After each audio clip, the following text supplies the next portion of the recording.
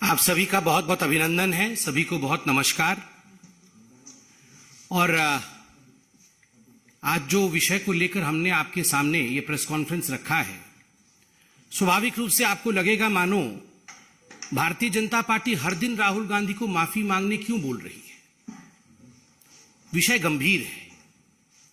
अगर विदेश की भूमि में जाकर राहुल गांधी बार बार विदेशी ताकतों से यह निवेदन करेंगे कि आप हिंदुस्तान आइए और हिंदुस्तान की डेमोक्रेसी की रक्षा के लिए आप हिंदुस्तान के इंटरनल मैटर्स में प्रवेश करिए, उसमें घुसपैठ करिए।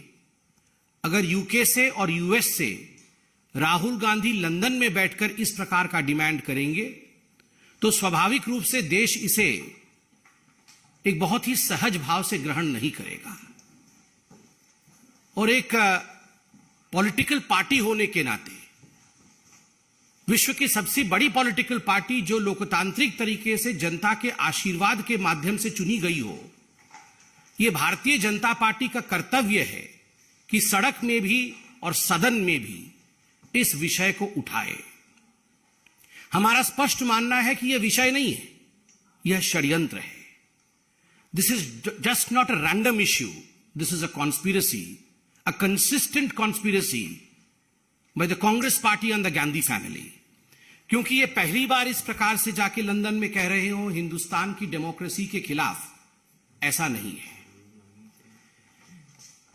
और ऐसा भी नहीं है कि राहुल गांधी बिना माफी मांगे निकल जाएंगे। माफी तो उन्हें मांगना ही पड़ेगा, हम मंगवा के ही रहेंगे। मैं आपको याद दिलाऊं, इसी प्रकार से राहुल गांधी एरोगेंटली कह रहे थे 2019 में कि सुप्रीम कोर्ट में हम माफी नहीं मांगेंगे राफेल के केस में। कान पकड़ करके मौखिक रूप से माफी मांगनी पड़ी। I am sorry, I regret. ये राहुल गांधी जी को हिंदुस्तान के सर्वोच्च न्यायालय सुप्रीम कोर्ट में कहना पड़ा और सुप्रीम कोर्ट के तत्कालीन सीजेआई उससे सेटिस्फाई नहीं हुए और उन्होंने कहा नहीं, केवल मौखिक रूप से कहने से कि आई रिग्रेट यह उचित नहीं होगा, आपको एक एफिडेविट सबमिट करके क्षमा याचना करनी होगी।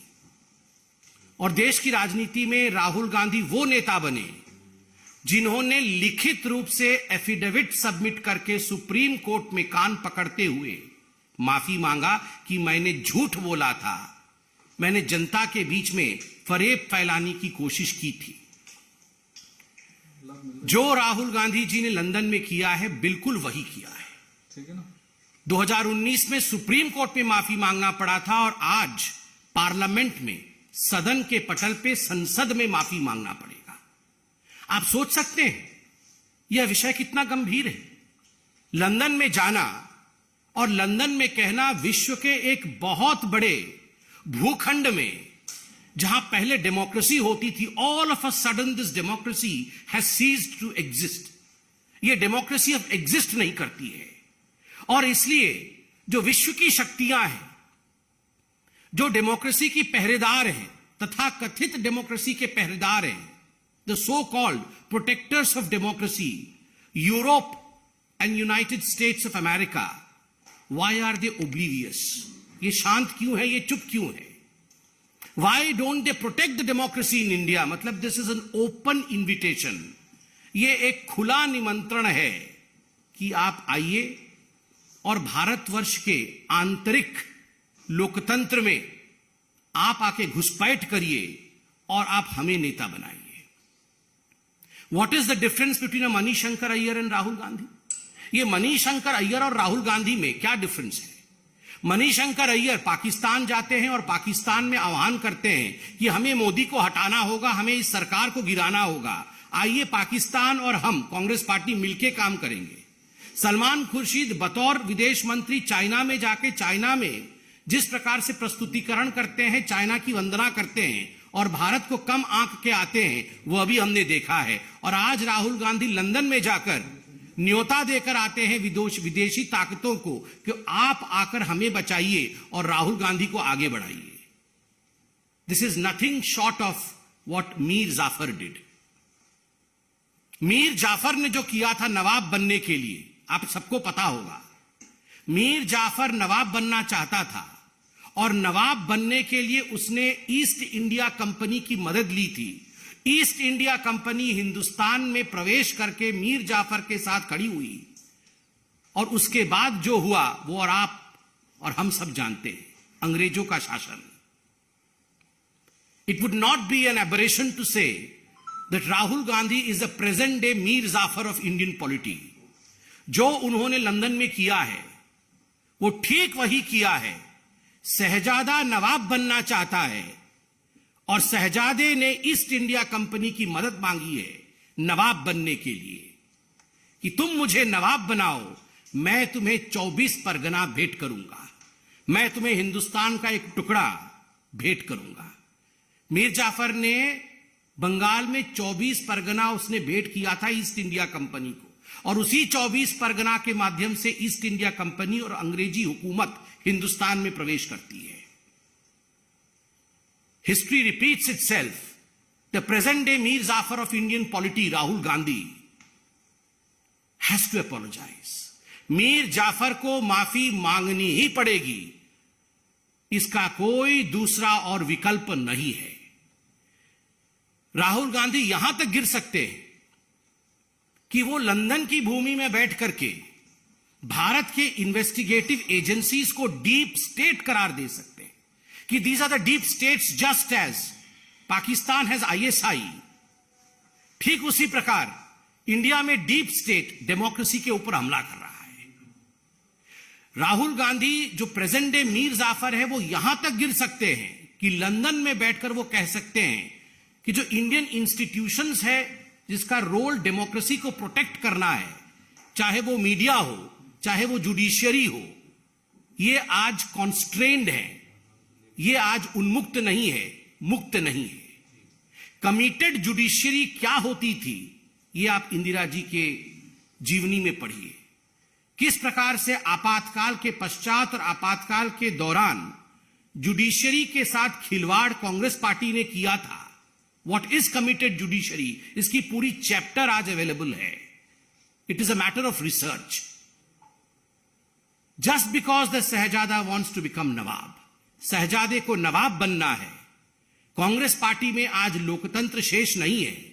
कांग्रेस पार्टी जनता जनार्दन, हिंदुस्तान के जनता जनार्दन के आशीर्वाद से शहजादे को नवाब नहीं बना सकती है।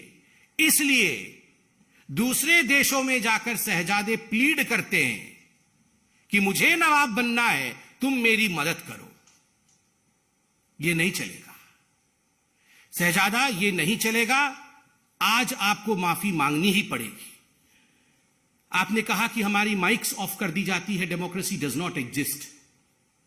राहुल जी आंकड़े लेके आए हैं आज आप पार्लियामेंट आए, आपके आंकड़े जो भारतीय जनता पार्टी आज बता रही है, इन आंकड़ों पे गौर फरमाएं। अटेंडेंस शीट को देखें।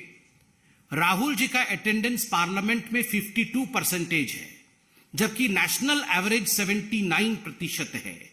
और स्टेट जहां से राहुल गांधी MP हैं अर्थात केरल का औसत 84% है। केरल के MP जो है वो 84% पार्लियामेंट आते हैं। नेशनल एवरेज लगभग 80% है और मात्र 52% टाइम्स राहुल गांधी पार्लियामेंट आते हैं। अधिकांश समय तो विदेश में ही रहते हैं। और आप कहते हैं कि हमारे माइक ऑफ कर देते हैं। आपका अटेंडेंस ऑफ है साहब, माइक तो ऑन है। दूसरा आंकड़ा participation in debates. Democracy, debates and discussion, they are the pillars of Indian constitution. अगर डेमोक्रेसी में डिबेट नहीं होगा, डिस्कशन नहीं होगा, तो डेमोक्रेसी का कोई मतलब नहीं है, कोई मायने नहीं है। डेमोक्रेसी की आत्मा डिबेट होती है। और राहुल गांधी ने मात्र 6 डिबेट्स में पार्टिसिपेट किया है अब तक इस सेशन में मतलब 2019 से। नेशनल एवरेज 41 का है और स्टेट एवरेज 68.2। केरल से जहां से वो MP है वायनाड, उस स्टेट का एवरेज 68.2% है। कितने सवाल राहुल गांधी जी ने पूछे हैं? सवाल तो आप विदेश की भूमि में पूछते हैं, पार्लियामेंट में कितने सवाल पूछे हैं? राहुल गांधी ने 2019 से 2023 तक मात्र 92 सवाल पूछे हैं, जबकि नेशनल एवरेज 163 की है और स्टेट एवरेज केरल का एवरेज 216 216 की है। आप सवाल पूछते नहीं है because you don't have questions. एक ही टेप रिकॉर्डर है आपके पास, वही हर जगह चलाते हैं। आप डिबेट में, डिस्कशन में भाग लेते नहीं है because you have nothing to debate. You don't participate in the parliament. आपकी अटेंडेंस यहां सबसे कम है because you feel that unfortunately, quote unquote, unfortunately you are a member of parliament. वो तो एक बगल में जयराम रमेश बैठे रहते हैं जो कान में बोलते रहते हैं, वरना उनके मुख से तो सत्य निकल ही गया था कि unfortunately I am a member of parliament. Fortunately I love travelling. Fortunately वो एक फॉरेन कंट्री के टूरिस्ट के रूप में देखे जाते हैं। उनको अगर बोला जाए कि सबसे बड़ा फॉर्च्यून क्या है, तो सबसे बड़ा फॉर्च्यून वो कहेंगे हिंदुस्तान के विरोध में विदेश में बोलना, ये सबसे बड़ा फॉर्च्यून है। And unfortunately I am a member of parliament. तो स्वाभाविक रूप से ये आंकड़े राहुल गांधी जी के हैं। और विदेश की भूमि में जाकर मीर जाफर के काम करने वाले शहजादे राहुल गांधी जी से we don't request, not as BJP, but Hindustan के एक साधारण जनता के रूप में ये आदेश देते हैं, ये डिमांड करते हैं कि यू हैव टू अपोलोजाइज। आपको माफी मांगना ही चाहिए और मांगना ही पड़ेगा, क्योंकि आपने हिंदुस्तान को अपमानित किया है, हिंदुस्तान को बदनाम करने का काम किया है, और यह अधिकार आपको हिंदुस्तान की जनता ने नहीं दिया है। धन्यवाद।